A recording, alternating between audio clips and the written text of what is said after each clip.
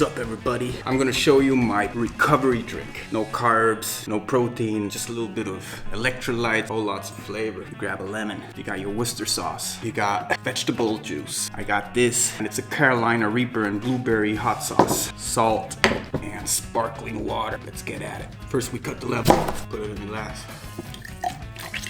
We put the Worcester sauce. Pink Himalayan salt. Now, this is some of the crazy shit. Oh, tread lightly. Now I got my vegetable juice. Mix it up.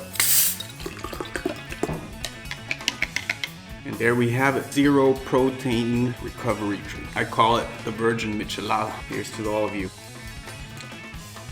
It's fucking hot. Oh.